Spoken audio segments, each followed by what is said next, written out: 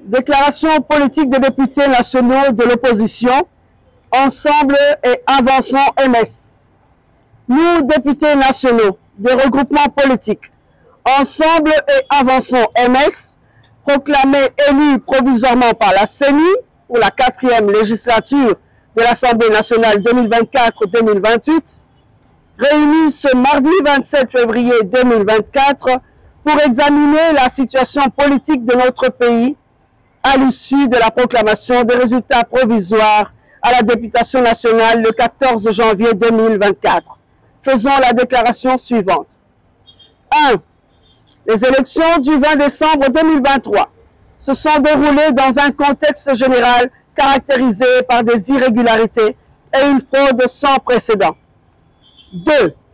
À l'issue des enquêtes internes de la CENI, un groupe de 82 candidats a été invalidé et une liste complémentaire de plus d'une centaine annoncée de fraudeurs n'a jamais été rendue publique ni sanctionnée.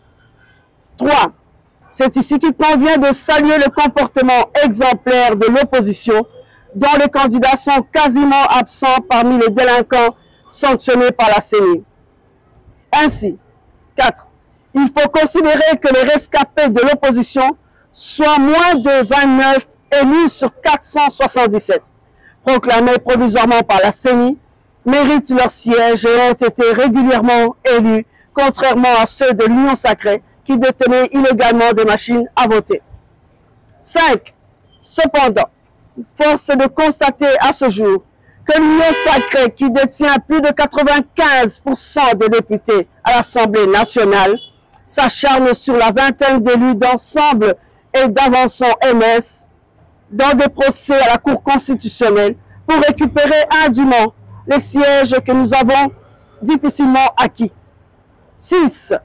Les arrêts attendus de la Cour constitutionnelle, statuant sous pression, risquent de consacrer le retour en force du parti-État avec une Assemblée nationale monocolore et instituer ainsi de fait la fin d'une démocratie pluraliste. 7. Nous en appelons au président de la République, magistrat suprême et au juge de la Cour constitutionnelle à un dernier sursaut patriotique pour sauver ce qui reste des acquis de la démocratie de l'Assemblée nationale. 8. Cet appel à sauver la démocratie de notre pays s'étend à la protection de la liberté d'expression, à la libre circulation des personnes, notamment pour notre président Moïse Katumbi Tchapwe, et à une justice équitable. 9.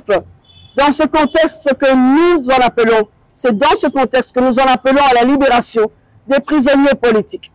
Salomon Idi Kalonda, Mike Mukebaïkoso, Jean-Marc Kabond, Papi Pungu, l'apôtre Christian Numbi, le journaliste Stanley Boujakera et bien d'autres encore. 10. Nous exigeons l'arrêt des poursuites et arrestations politiquement orientées en vue de museler l'opposition et instaurer un régime de terreur. La liberté doit demeurer la règle et l'arrestation l'exception. 11. Nos organisations politiques, ayant décidé de siéger à l'Assemblée nationale comme opposition républicaine, malgré les élections chaotiques du 20 décembre 2023, rassurent nos populations sur notre détermination à demeurer les sentinelles de la République pour dénoncer la mauvaise gouvernance et la violation des libertés qui tentent à régner sans embâche dans notre pays.